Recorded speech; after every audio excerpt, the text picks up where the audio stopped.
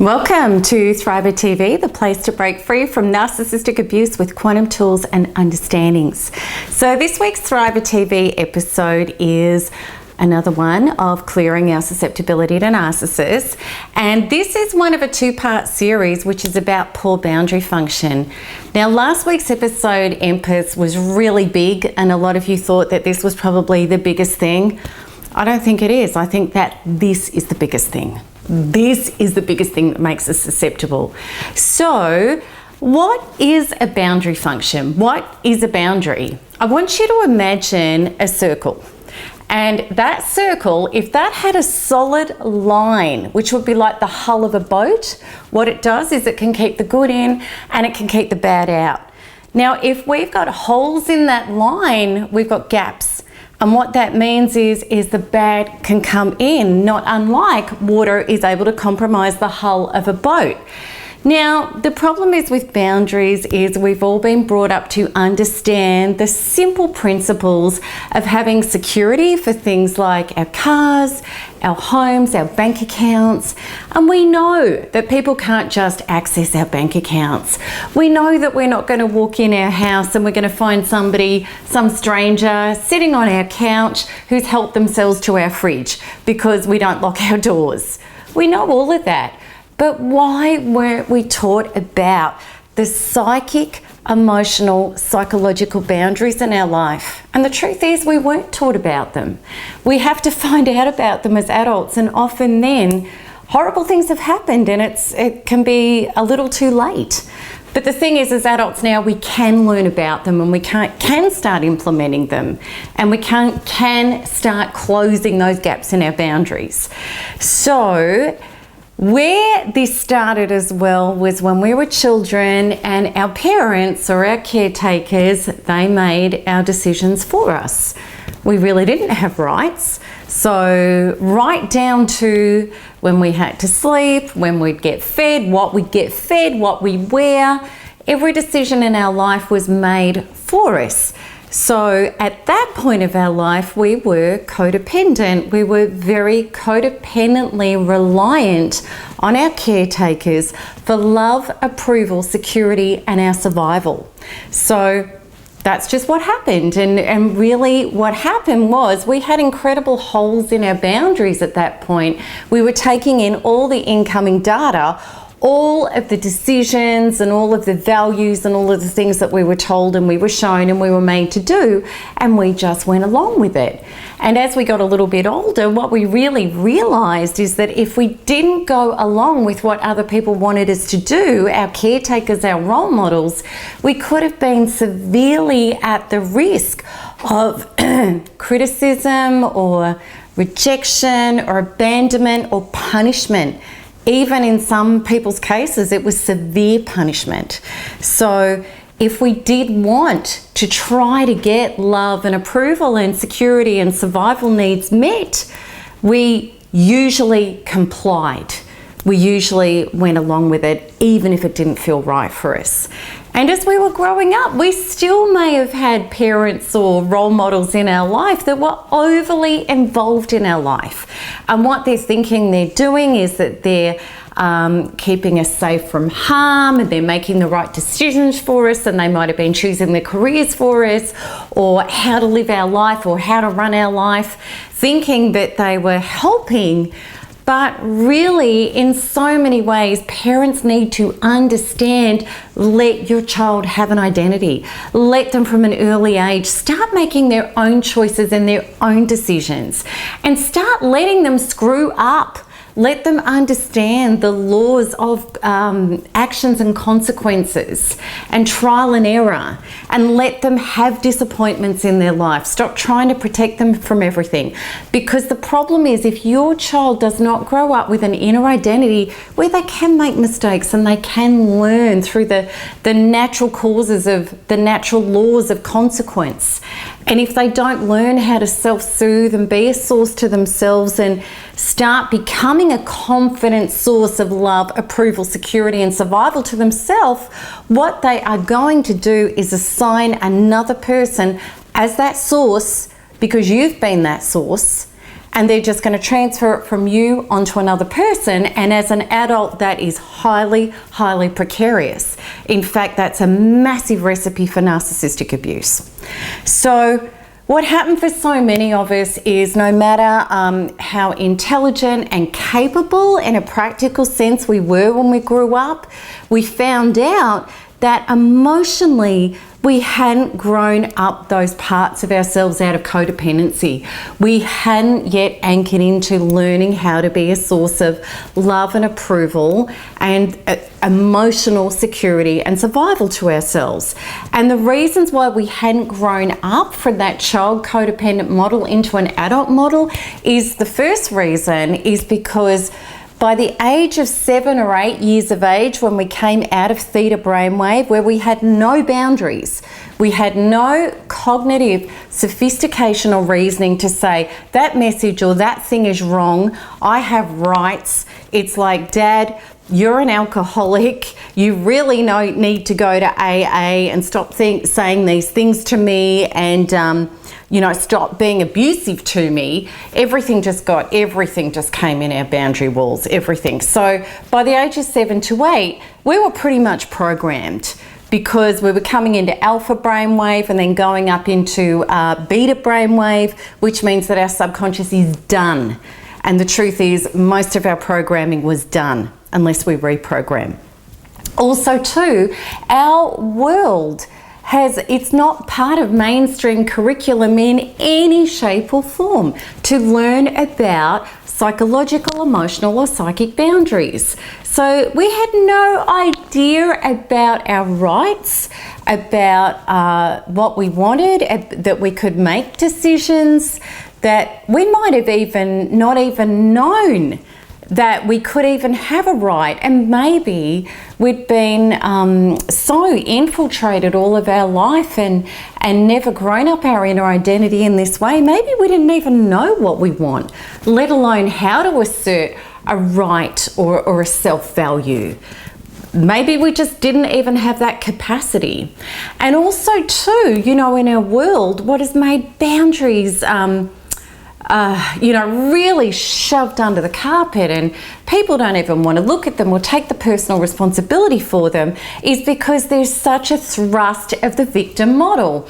And I'm going to give you a really good example about this. I remember years ago, ironically, when I was learning a lot about boundaries, I had a girlfriend in my life, and I was around at her place having coffee in her kitchen, and she said to me, the people who live next door to me, they keep parking in front of my driveway. I've got to back out over my nature strip. They do it all the time when they have visitors. They've got no consideration for me, blah, blah, blah, blah, blah, blah, blah.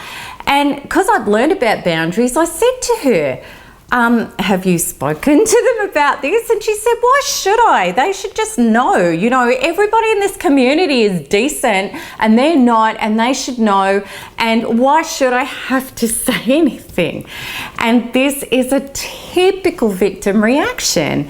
And this is about getting angry about people not looking after our rights, the rights that we're not willing to look after ourselves. So this girlfriend of mine, did she suffer from fear of confrontation? Absolutely. Was she carrying the wounds that many, many people carry, which is the terror of criticism, abandon, rejection, or punishment if we speak up? Absolutely. So what she was doing in her life was she was absolutely a vessel with incredible gaps. So she had violation after violation coming into her life constantly, which she was forever complaining about and playing victim on, never sorting it out, and not realizing the higher message in all of this is that whatever we haven't yet healed, we are going to receive more of it. And until we heal it, we're going to blame other people for it. And we're just going to keep doing the same cycle. And this is exactly what she was stuck in. So, I used to be one of those people too. Absolutely I was, and I was within narcissistic abuse. And what we need to understand, and I had terrible boundary function, terrible boundary function. And I'm going to talk about the stuff I used to do soon. What we need to realize is that when we have not grown up, the parts of ourselves that can be a source to self of love, approval, security, and survival, who know our rights and our choices and can speak up healthily about them without the fear of rejection, criticism, abandonment, or punishment. In other words, just being our authentic self, and we don't really care two hoots in the nicest possible way about what people say or what they think, because when we have our own inner identity, we're already solid. And which actually brings me to a really good point about my YouTube videos. It's so funny. It's so funny. I received last week, the support team received an email about my lipstick, that it is not dark enough. And I just really wanted to say on air to that person, whoever wrote that in, that, you know, last time I checked, I'm actually not doing Revlon commercials. I'm a narcissistic abuse recovery expert, so I really don't care about your comments about my lipstick, but thank you anyway. So moving right along about that point is when we are handing power over and we're not anchored as a mature, up-leveled self in an adult body, when we're still that codependent child that hasn't yet grown up, we are going to be at the top of the food chain for a narcissist. We're going to be the snack that they're going to pick. And the reason is because we're going to be really righteous and we're going to go, you know, I am such a good person. This is what my girlfriend was saying. You know, I treat everybody so well. I do all the right things. You know, I'm always down at the canteen making lunches for the kids, and I help out everybody, and I drive everybody's kids to school, but my next door neighbors do this to me. You get the point.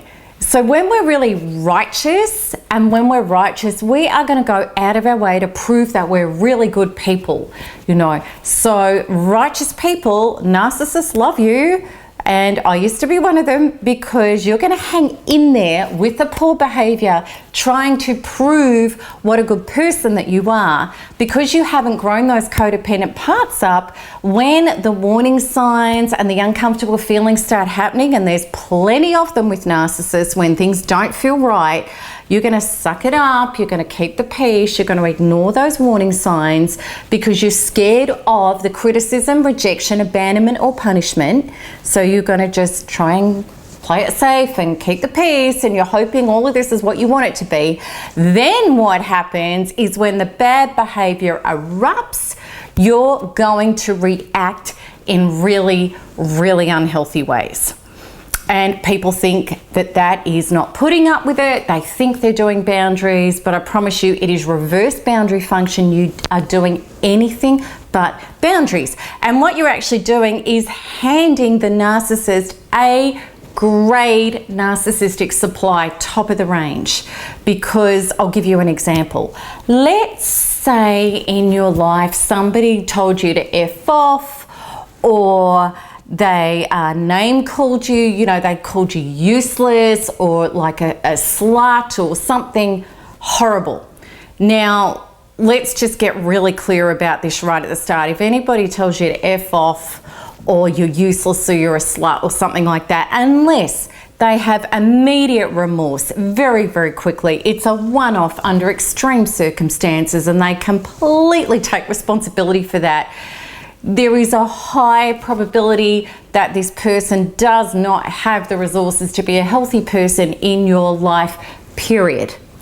Now, we all know that this is nothing compared to narcissistic abuse behavior. We know that. But what happened with us in narcissistic abuse behavior is we were trying to force the person to get it, that it was disgusting behavior. So we were in there lecturing, prescribing, telling them off, pleading with them to get it, you know. And in amongst all of that, what they were doing was deflecting. They were projecting. They were blaming you for what they did. They would be bringing up all the things from the past of what you did. they would be spinning and turning and doing anything but being accountable. Or maybe they stonewalled you, threatened you with abandonment, and refused to discuss it or even exited the scene. Now, all of those things are abuse. They are abuse. They're actually more abusive than the actual act. They're all abuse. And what those things are is they are saying, I do not value you. I do not value your emotions. I do not value your soul. I do not value, I don't value how you feel. And I don't value your opinion on this at all. And what we did in narcissistic abuse is we clung and we said, well, that's not good enough. And, you know, you need to get this. You need to, and we thought that was a boundary, trying to force that person into submission to get it. Now, I remember back in narcissistic abuse, oh my goodness, this is even embarrassing to say now. I remember one day there was 600 text messages backwards and forwards with me, with him obviously doing the 3-ring circus dance that a narcissist does, anything but the topic and accountability. And I was trying to force him to get it. Like, it is embarrassing. But I know you get it, what I'm saying, because I know you've done it. Or a version of, more than likely. And, you know, that's just insanity. That's insanity. And that was not a boundary. That's not standing up for myself. What that is me being a broken child trying to get my rights and my value from another person rather than knowing my rights and valuing myself. Now, I'll share with you an incident that happened in my life just recently, which was a person in my life. And what happened in an event with this person is this person, by a decision they made, put my being, my physicality, my life and limb at risk with their decision. Now, there was no accountability taken for that at all. I spoke up about it, and there was a series of emails that went on about it over, I don't know whether it was a 10 or a 20 or a 30-minute period. And in those emails, I was asserting how that was not okay in my life, how that was not acceptable in my life, that behaviour. And this person took no responsibility for it whatsoever. So after a few times of me asserting that, probably one or two too many, but it was only a few, I absolutely realised that this person did not have the resources to take responsibility or accountability, that my feelings were irrelevant, and actually my life and limb was irrelevant. So what that meant was that the only choice that I could make with that was to pull away and choose to value and care for myself, which is what I did. So then what happened with this person was some certain things needed to be cleaned up and tidied up, very simple things which easily happened. And in amongst any of that communication of that, I never brought up the topic again, never needed it validated by that person, because my care and my value for myself had already been validated, which meant that I could not ever risk my feelings, my life and my limb by hanging out with this person again. I wasn't safe to be in the company of this person, and it was really clear cut and easy. So that's a huge difference from what happens when we haven't grown our parts up and when we have, and when we've come out of a codependent model into an emotional independent model, which fortunately I now am. And also too, we start to understand that life is happening for us and not to us. And with that experience that I went through, I was able to, and absolutely there was triggers, and absolutely it was painful and disappointing and all of those things.